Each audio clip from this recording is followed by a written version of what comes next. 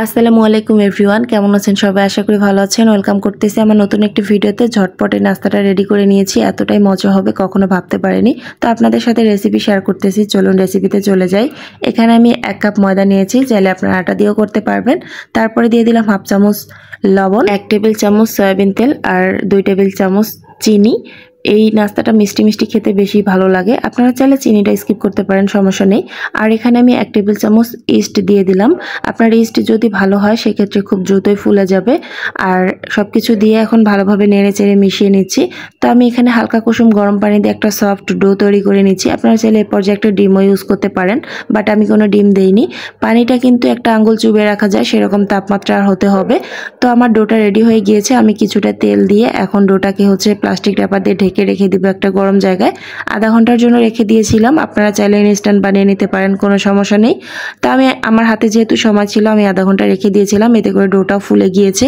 আর আমি আরও কিছুটা মথে নিচ্ছি, দেখতে পাচ্ছেন কতটা সফট হয়েছে ডোটা।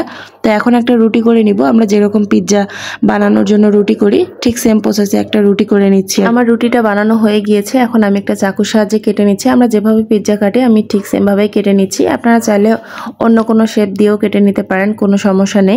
তো আমার রুটিটা কাটা হয়ে গিয়েছে। এখন আমি উপর থেকে কিছুটা কালো জিরা ছড়িয়ে দিচ্ছি, দেখার সৌন্দর্যের জন্য, না দিলেও হবে। বাট আপনাদের হাতে যদি তিল থাকে সেক্ষেত্রে তিলটাও দিতে পারবেন, কোনো সমস্যা নেই। আর এই নাস্তাগুলোকে এখন আমি ডুবো তেলে ভেজে নেব। তো আমি এখানে তেল বসিয়ে দিয়েছিলাম আগে কড়াইতে, দিয়ে হালকাভাবে গরম করে নিয়েছি। এখন আমি সেই নাস্তাটা ছেড়ে দিলাম তেলের মধ্যে, আর দিয়ে সুন্দর একটা কালার আসা পর্যন্ত এগুলোকে উল্টে পাল্টে ভালোভাবে ভেজে নিব। আর এই নাস্তাটা এতটা সফট হয় যা বলার মতো না।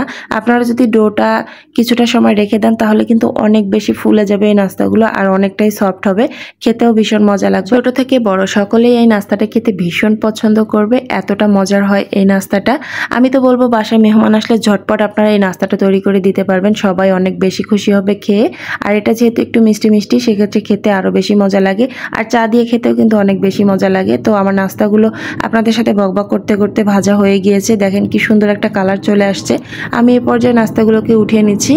আর দ্বিতীয় ব্যাচে আমি কিছু নাস্তা আবারও ভেজে নিচ্ছি, যেহেতু আমি অনেকগুলোই বানিয়েছিলাম। তো দ্বিতীয় ব্যাচটাকে ভেজে নেওয়ার পরে আপনাদেরকে দেখিয়ে দিচ্ছি ফাইনাল লুকটা কতটা সুন্দর হয়েছিল।